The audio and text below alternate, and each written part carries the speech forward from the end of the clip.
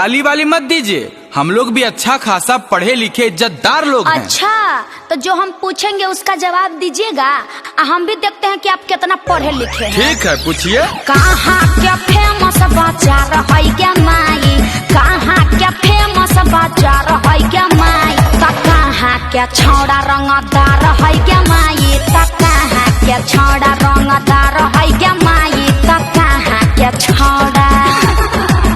अच्छा, खूब हंसी आ रहा है। अब हमारा सुनिए। सुनाइए। कलकत्ता के फेमस बाजार है साली, कलकत्ता के फेमस बाजार है साली, नवादा के छौड़ा रंगदार है साली। अच्छा। नवादा के छौड़ा रंगदार है साली, नवादा के छौड़ा। अच्छा, हाँ, वो तो देखिए कि पता चल रहा है कि आप लोग कितना रंगदार है।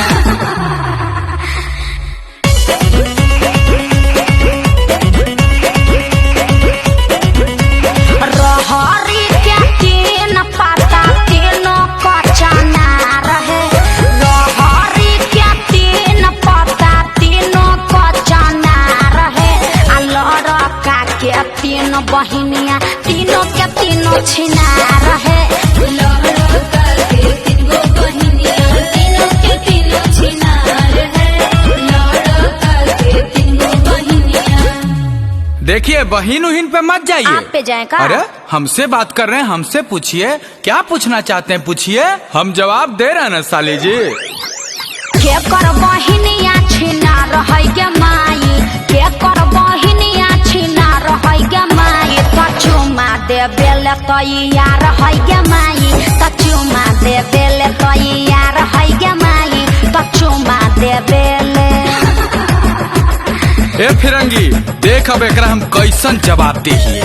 भौजिक बहिनिया छिनार है रे याराबा, भौजिक बहिनिया छिनार है रे याराबा, तचुमा दे बेले तैयार है रे याराबा, तचुमा दे बेले तैयार है रे याराबा, तचुमा दे बेले।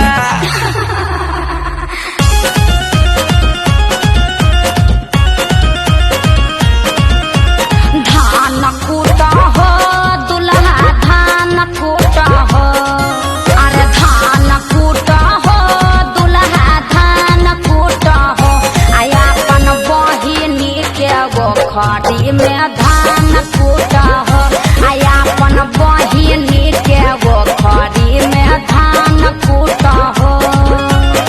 ए भैया के छोटकी साली, तारा ज्यादा ओखरी में धान कुटवावे के मन बा का?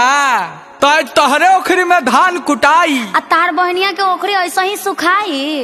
अरे जीजा जी के छोटका भाई, अब की जवाब दीजिए तब मानेंगे। ठीक बा। गली गली में प्रचार है गे माई, गली गली में प्रचार है गे माई, कि के कर भौजैया फरार है गे माई, कि के कर भौजैया फरार है गे माई, कि के कर भौजैया फरार है गे माई, कि के कर भौजैया। गली गली में प्रचार है रे याराबा, गली गली में प्रचार है रे याराबा, लड़किया के भौजैया फरार है रे याराबा, लड़किया के भौजैया